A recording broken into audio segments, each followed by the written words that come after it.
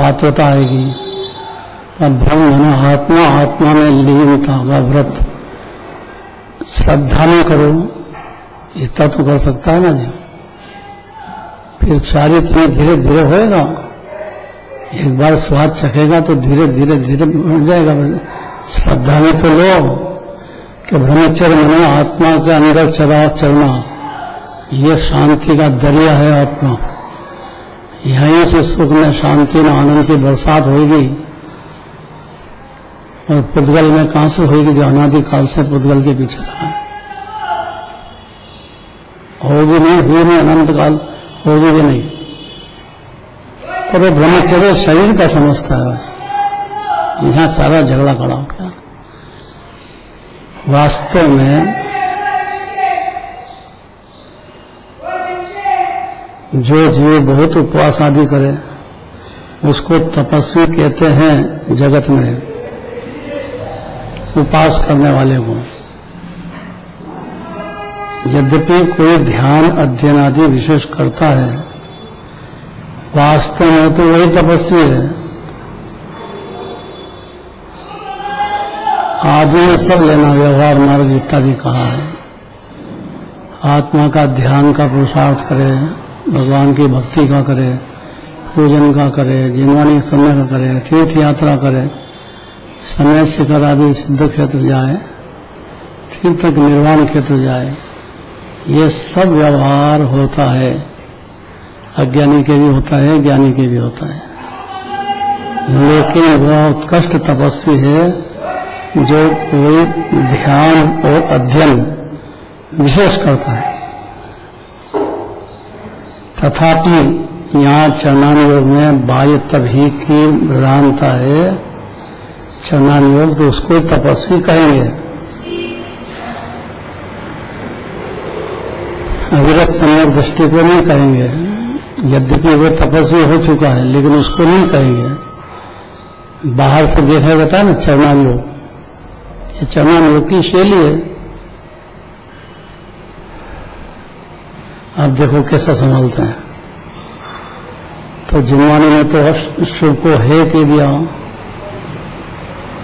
अब ऐसा बात से तो स्वच्छंद हो जाएंगे।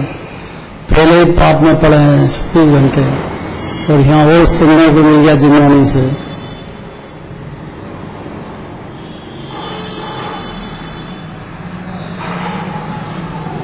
ऐसा क्यों कहा? अब देखना, शूद्र जाति की अपेक्षा से चांडाल हो, जाट हो, जो निचली जाति वाले जीव हैं, उनकी अपेक्षा से जाट व चांडाल को समान कहा है।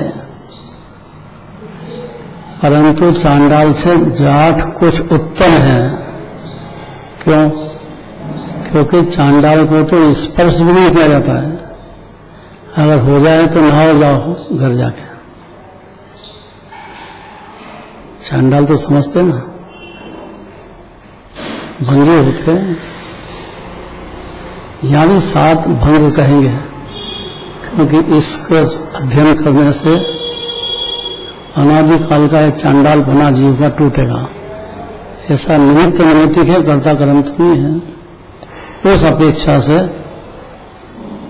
का इसी प्रकार वास्तव में चरणानुयोग के अनुसार बंध का कारण की अपेक्षा से तो पुण्य पाप समान है। दो में अंतर समझेगा, मानेगा, वो तो अनादि से ही मान रहा है। पुण्य भला है, पाप बुरा है। परंतु पाप से पुण्य कुछ भला है, क्योंकि वो नरक पशु गति से बचाता है और जीव को सच्चे देवशास्त्र गुरु की भक्ति जगाता है, और सच्चे देवशास्त्र गुरु से कुदेव कुज आदि का त्याग करा देता है, और साधन का मिलन करा देता है। सबसे बड़ी फायदा तो ये है।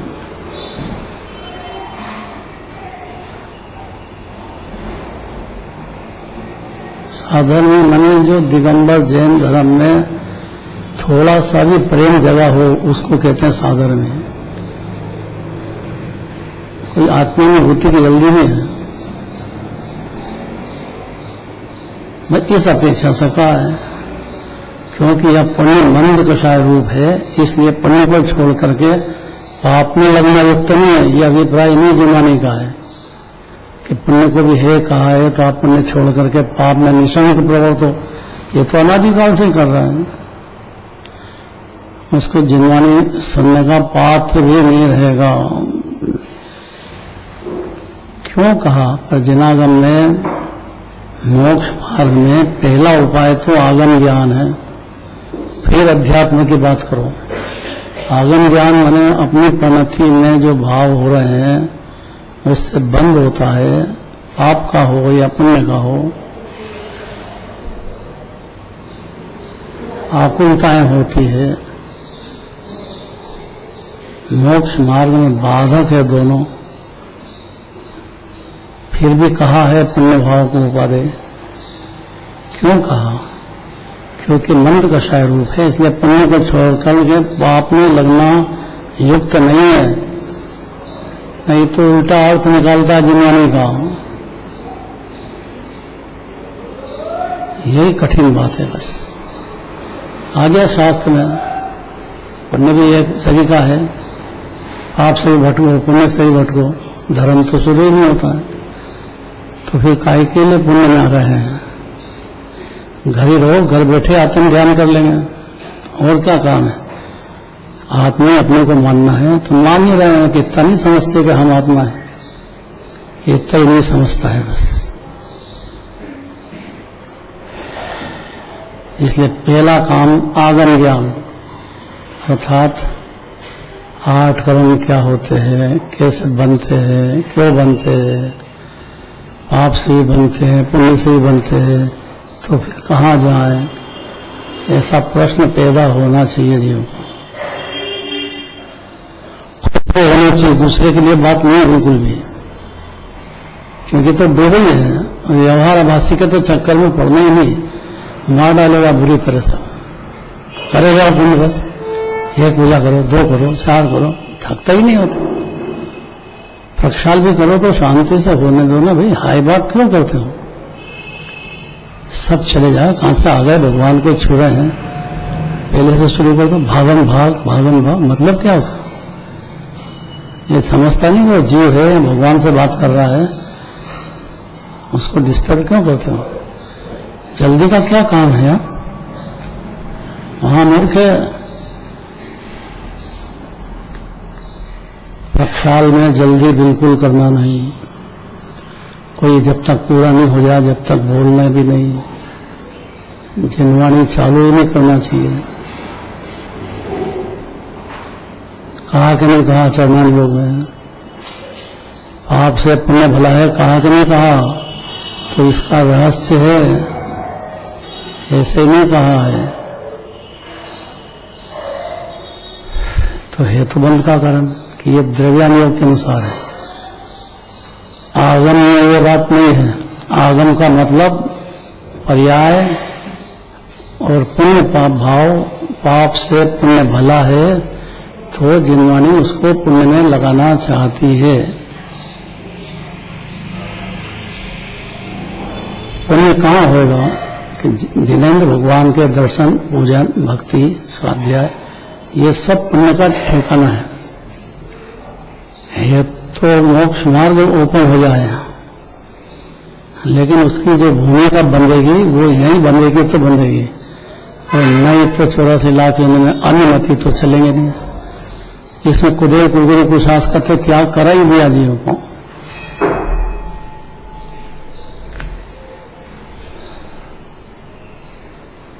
पाप से पुण्य कुछ भला है, ऐसा जो कहा है वो तीव्र कषाय रूप है और पुण्य मंद कषाय रूप है। इसलिए पुण्य छोड़कर पाप में लगना तो युक्त नहीं है।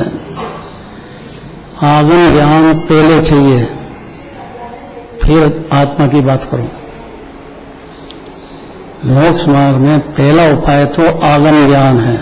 आगम ज्ञान है अपनी प्रणति, उसमें जो पुण्य पाप भाव चल रहे हैं उससे बंद होता है, और उपादेय बुद्धि अनंत अनंत काल तक बंधना छूटेगा नहीं। आगम ज्ञान का इतना ही प्रयोजन है कि पाप छोड़ के पुण्य में लगो। बातें नहीं है, जो लग रहे हैं उनकी अनुमोदना करो, वो भी बहुत बड़ी बात है।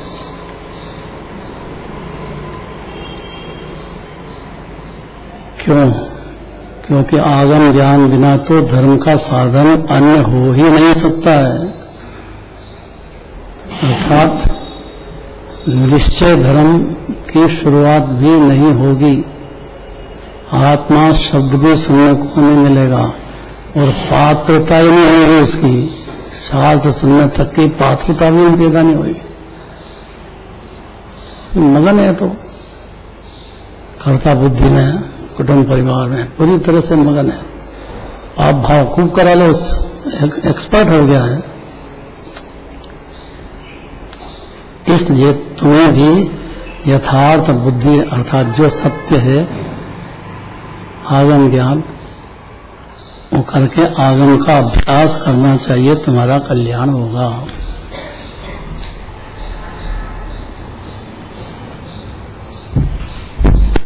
ये दृष्टांत ही दृष्टांत है, छप के आ गया है। जिसको चाहिए घर ले जाओ, पढ़ो, खुद को समझना है, बुद्धि लगाओ, टाइम दो, मौका नहीं मिलेगा। दाव छूट गए तो फिर अनंत संसार चलेगा। अब ये बात सुनो, सम्यक दृष्टि के खिलाफ बहुत जबरदस्त समाज में बातें चलती हैं, दुश्मन देखा जाता है। कई जगह जहाँ गुरुदेव जाते तो काले झंडे तो खूब देखे हमने, स्वागत की जगह तो कम और काले झंडे भरपूर दिखाते हैं। और सारे पेपर उनके विरुद्ध जैनी के, जो अब सब पेपरों के नाम तो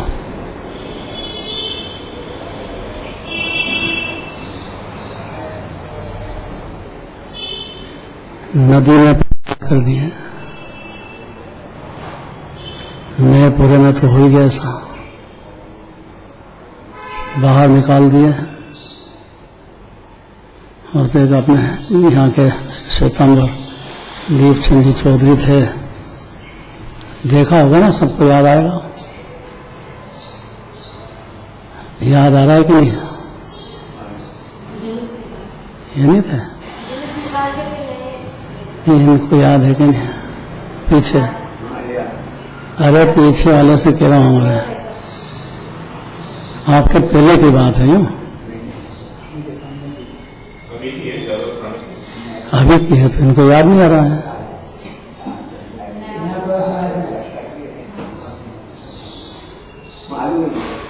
मालूम है तो बोलते क्यों नहीं भैया, डरते क्यों? डॉक्टर साहब को याद है पूरा, डॉक्टर साहब थे। अब क्या करें, जिनने यहाँ ये मंदिर बनाने में सब श्वेतांबरों को ही हाथ है, खूब मेहनत करके जगह दी, ये जगह दी मंदिर बनाने में। तो सारी समाज थी पंच कल्याणक में, तो उनका सबका सहयोग है। क्यों विवाद दिए? क्योंकि पुण्य को है गए थे। अब ये बात कभी सुने नहीं ना, इसलिए पहले आगम का अभ्यास करेंगे तो उनको ये पता लग जाएगा कि पाप पुण्य भावों से दोनों से बंद हो रहा है और चार गति भटक रहा है। ऐसा उसको पहले ज्ञान में तो आना चाहिए कि अपने परिणाम से, अपने पर्याय में, और उसका कर्ता खुद ही है जी, कोई दूसरा कर्म नहीं कराता है। कर्म बेचारे कौन?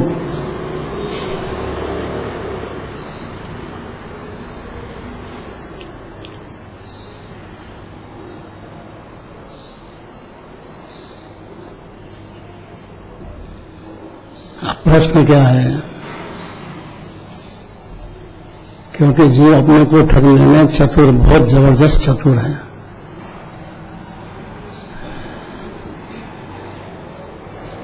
कि सुन लिया आत्मा है, और क्या पुण्य भाव है, सुन लिया, अब क्या करें?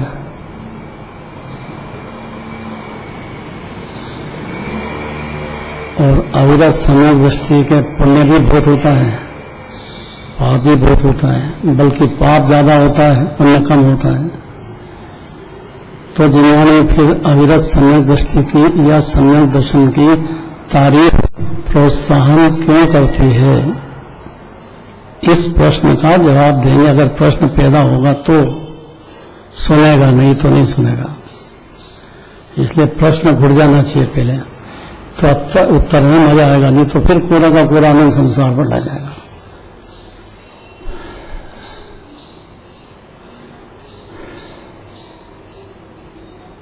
हाँ डॉक्टर साहब, पहले अपनी बुद्धि से प्रश्न हो जाना चाहिए, क्योंकि जैन धर्म के निंदक पंचम काले जोरा, उसको शर्म भी नहीं है कि अपने धर्म का निंदा कर रहे हैं। इस पंचम काल में दुखमा काल है ना, तो दुख बढ़ते ही जाना है। हर क्षण जैसे जैसे काल पूरा होएगा उसके पहले दुख बढ़ते ही जाना है। ऐसे ही काल है।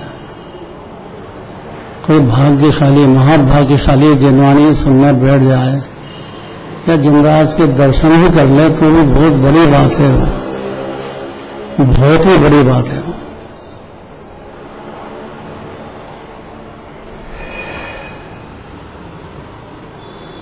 कि राग देश मोह रहित होने के कारण सम्यक दृष्टि जीव परिग्रह आदि का संग्रह रहते हुए भी निष्प्रभ रही है, ये बात कैसे गले उतरे? क्योंकि गले उतरेगा तो वो सम्यक दर्शन का अंदर में प्रयत्न करेगा, गले नहीं उतरेगा तो यहीं छोड़ करके और निशंक पाप में जाएगा और अनंत संसार भटकना है।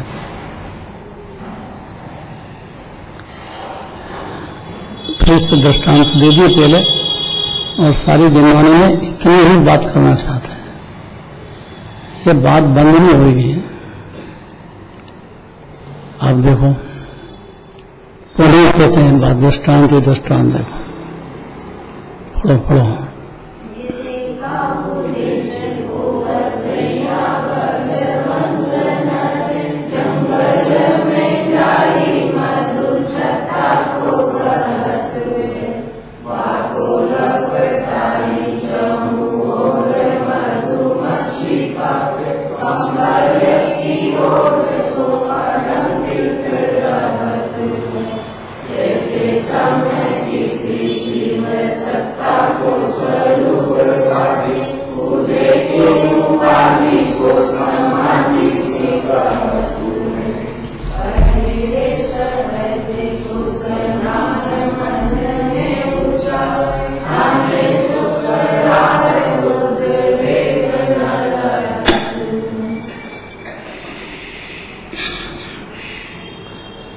पहले के टाइम पे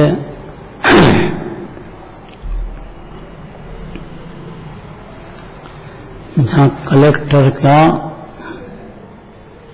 निवास था, उज्जैन के कलेक्टर का, पुरानी बात है, और जो कोठी बनी हुई है उसमें उसका ऑफिस था। तो घर से जो ऑफिस आवे तो रास्ते में मधुमक्खियों का छत्ता घूमते खूब। अब वापिस जाना कि नहीं जाना? तो जाता है, कंबल सलीका कुछ माथे पे ओढ़ करके जैसे तैसे ऑफिस पहुंचता है।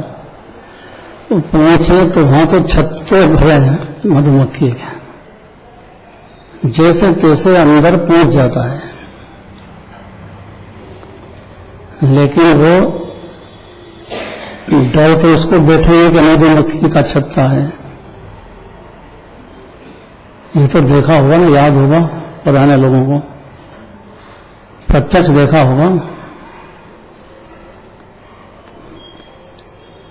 ऐसा मिथ्यात्व दशा में जीव की दशा है। क्या दशा है वो कहते हैं, देखो, वंशु पढ़ो। जैसे कोई बलवान पुरुष जंगल में जाकर, धीरे धीरे शांति से, जल्दी नहीं है। जैसे कोई बलवान पुरुष जंगल में जाकर मधु का छत्ता निकालता है तो उसको बहुत सी मधुमक्खियां लिपट जाती हैं, परंतु कंबल ओढ़े हुए होने से उसे उनके डंक नहीं लग सकते। उसी प्रकार सम्यक दृष्टि जीव उदय की उपाधि रहते हुए भी मोक्ष मार्ग को साधते हैं। उन्हें ज्ञान का स्वाभाविक बख्तर प्राप्त है, इससे आनंद में रहते हैं। उपाधि जनित आकुलता नहीं व्यापक समाधि का काम देती है। आकुलता तो नहीं लगती, लेकिन उल्टा समाधि होता है उसका। यही समझो हर समय समाधि मरण में चलता है। ये बात कैसे गले उतरेगी? भावार्थ, उदय की उपाधि सम्यक ज्ञानी जीवों को निर्जरा ही के लिए है।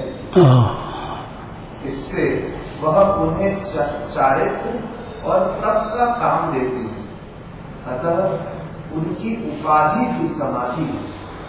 पर वो चारित्र तो है ही नहीं, तप भी है नहीं, उपाधियां बहुत है, खूब पाप चलता है, खूब पुण्य चलता है, फिर भी समाधि है। ये कैसे संभव है? इस बात के लिए अगली गाथा है, 36 नंबर पढ़ो।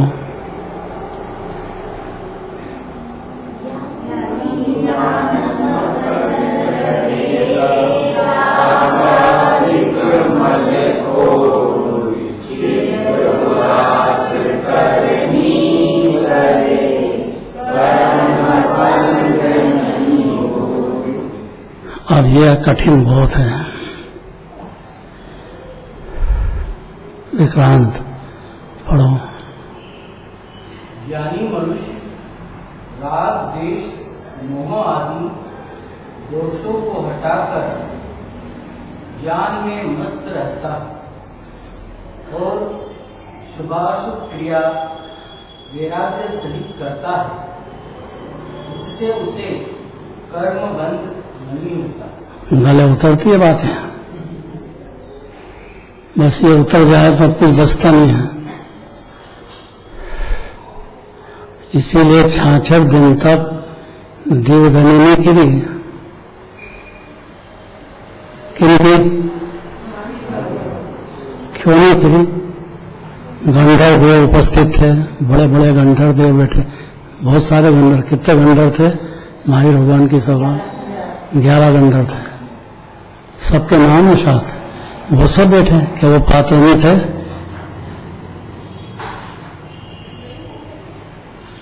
अरे भावलिंगी संत बैठे थे इतने सारे। ये देखो, ये बात समझने की बात, बहुत जरूरी बात है। और अनुमति, जिसने कभी देखा नहीं भगवान को,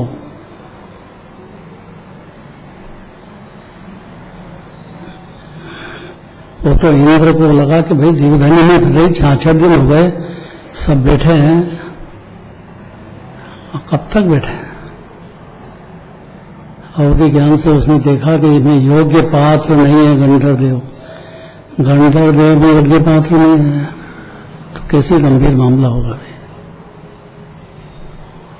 गजब होगा। गंधर्व देव जितना कोई भी इतने भावलिंगी संतों में गंधर्व देव जितना योग्य कोई भी नहीं था। वो आगे आएगी बात, जरा ध्यान से सुनो। ये समझ जाएगा तो अज्ञानी नहीं रहेगा जी।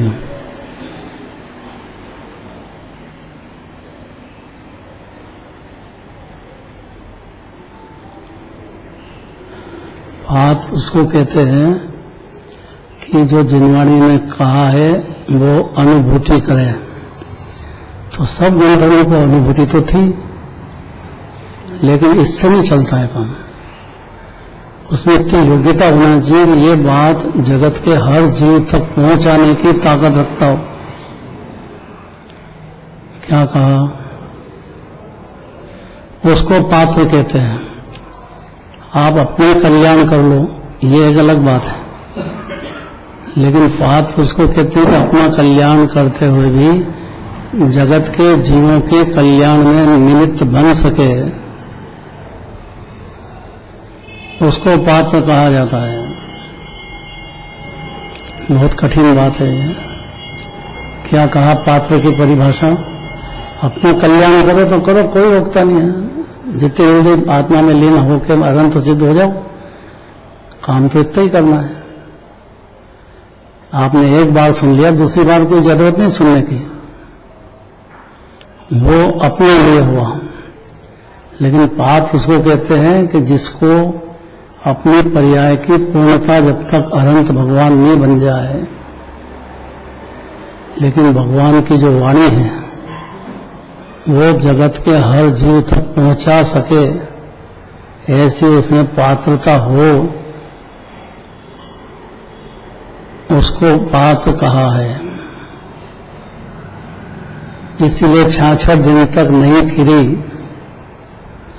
और बिल्कुल अनुमति, जिसने कभी देखा ही नहीं, एक अक्षर जिनवानी सुनी नहीं, खाली वो इंद्र आए कि आप बहुत बड़े विद्वान हो, हमारा प्रश्न है 6 लेश्या क्या होती है, 6 द्रव्य क्या होते हैं, निश्चय व्यवहार क्या होता है, आत्मा कैसा है, ये हमारा प्रश्न है। हमारे गुरु ने आपको याद किया है क्योंकि आप तो वेद के जानकार हो, चारों वेद जानते हो आप।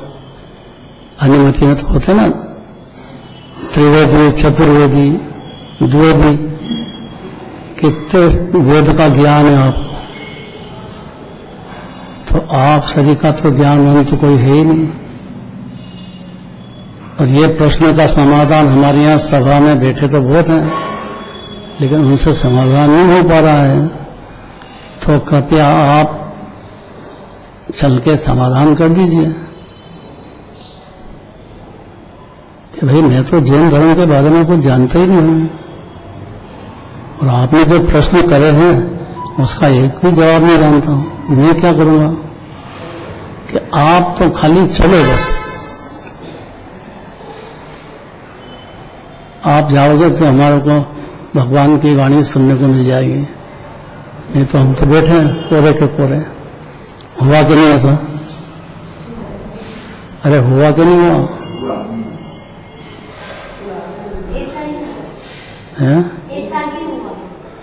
ऐसा भी हुआ, ऐसा ही हुआ। ये ज्यादा मजेदार बात है। भी में वजन नहीं आता, ही में वजन आ जाता है। ऐसा भी है, ऐसा भी है। अब उससे क्या हुआ? ऐसा ही है।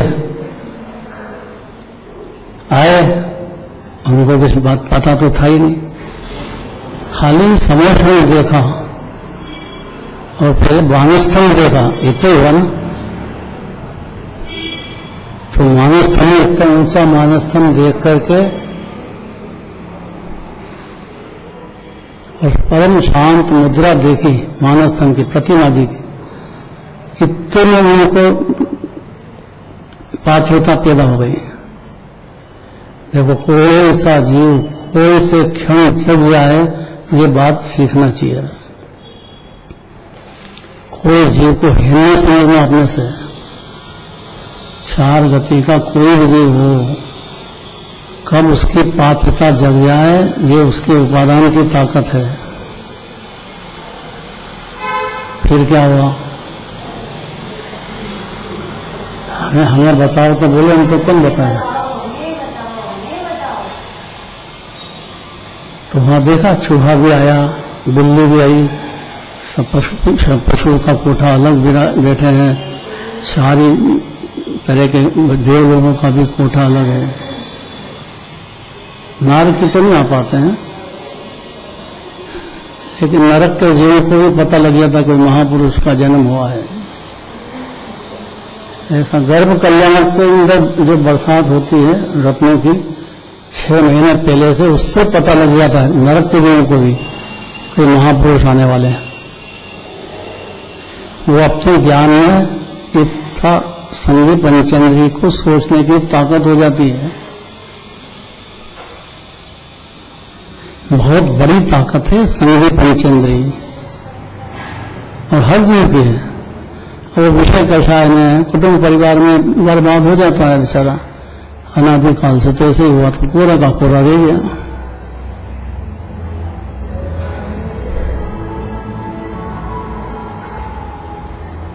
जैसे ही गए समोषण में,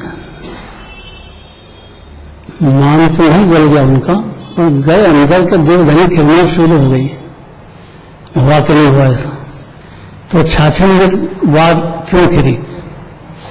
67 दिन बाद खिल जाती या 7 दिन बाद खिल जाती, ऐसा क्यों हुआ? इसका सबसे बड़ा कहना है कि तत्समय की योग्यता, ये प्राण है जीवन धर्म का। कोई भी जीव के जब समय दर्शन होगा उसकी पात्रता जगेगी तो एक क्षण में हो जाएगा, नहीं हो तो अनादिकाल चला गया। उसकी पात्रता हो, और पात्रता विनय से होती है।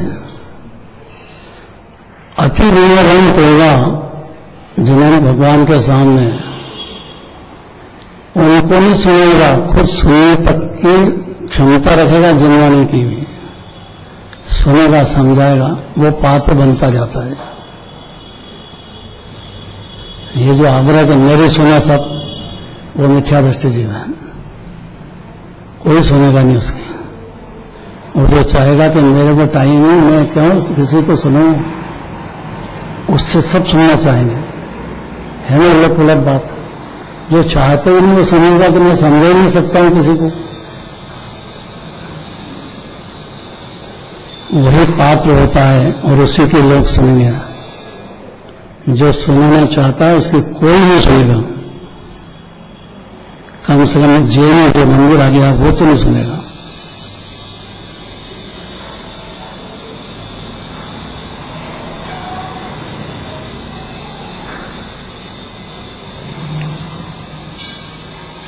उसी प्रकार सम्यक दृष्टि जीव अर्थात अपने को आत्मा मान लिया, बस वहां से सम्यक दृष्टि हो गया।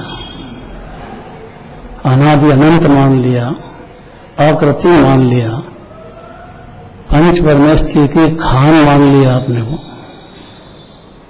है तो ऐसे ही अनादि से, मानने की देर है बस। ज्ञान धारा नहीं, ज्ञान धारा का बाप किसी बात करें तो अनंत दशा नहीं, अनंत दशा का बाप अर्थात खान ही है। इतनी बात वो सुन करके सुन ले, बस वहीं से पात्र शुरू हो जाएगा। हजम कर लेते तो वही या प्रकट हो जाएगा। ऐसे ही अनंत वैभव संपन्न आत्मा विरासता है जो सब जीव है।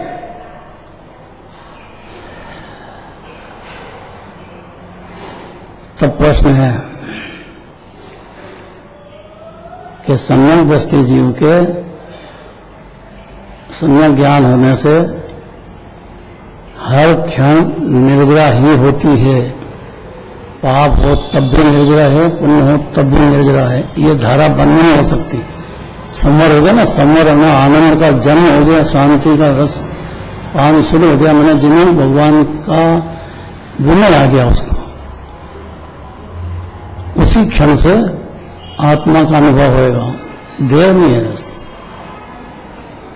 और अनुभव होते से ही संवर जन्म होगा। संवर मैंने अनंत गुणों का रस का पान हर क्षण भोगना चालू, और थोड़ा, और अगले क्षण निर्जरा, उसी क्षण संवर, उसी क्षण निर्जरा बढ़ती चली जाएगी। और जब तक बढ़ेगी तब तक मोक्ष नहीं हो जाए, पूर्ण रूप से आत्मा में से विभाव भाग नहीं जाए, पर्याय में जो रह गया है वो भाग नहीं जाए। तो सम्यक दृष्टि के तभी तो बहुत चल रहा है, लेकिन उनके चारित्र का हों और तन का होने पर भी निर्जरा, उनकी उपाधि भी समाधि है। इसलिए कहा कि ज्ञानी मनुष्य राग देश मोह आदि दोषों को हटाकर ज्ञान में मस्त रहता है। एक क्षण में मस्ती छूट जाए तो अज्ञानी हो जाएगा, और अज्ञानी को मस्ती चढ़ गई निजानंद रस की, वो ज्ञानी बना रहेगा उसका। और उसके शुभाशुभ क्रिया होते हुए भी अंदर में वैराग्य सहित रहता है, उस राग से राग नहीं करता है, उस काल में अपने को भिन्न ही देखेगा और उसे कर्म का बंध भी नहीं हुआ। ये गजब की बात है। बस सारी जिम्मानी कह रही है कि बंद होगा 10वें गुलिस्तान तक, और जिम्मानी यहाँ कह रही है कि उसको बंद होता ही नहीं है। ये क्या रहस्य है? ये तो कल चलेगी बात। 2 लाइन पढ़ दो आगे की 37 नंबर की गाथा।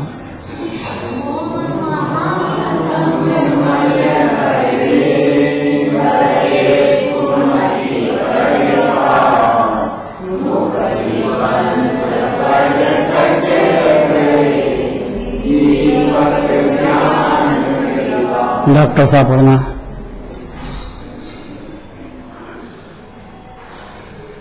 ज्ञान रूपी दीपक मोह रूपी महा अंधकार का अमल नष्ट करके सुबुद्धि का प्रकाश करता है और मोक्ष मार्ग को दर्शाता है। बहुत बढ़िया बात है। सम्यक ज्ञान पैदा होते से ही, ये अगला 1-2 मिनट लगेंगे, बस पढ़ लो पूरा आगे का, इसी से संबंधित है। जाने धूप की मलेश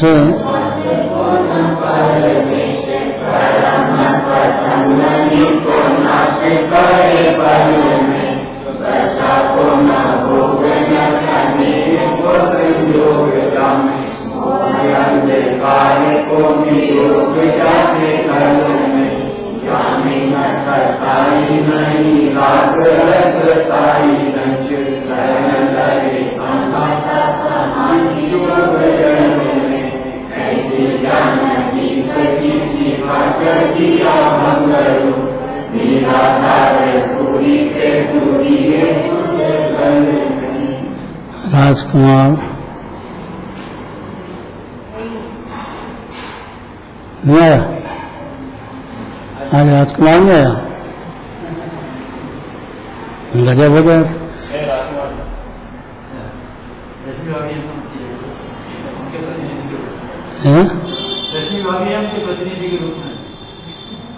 प्रतिनिधि है वो तो उनसे नहीं बुलवाएंगे।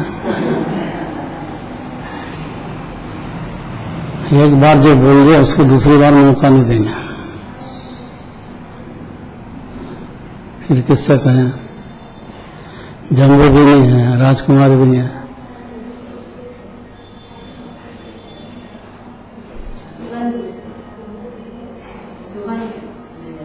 सुगंध आया है? अच्छा, रोज आ रहा है। पढ़ दे भाई।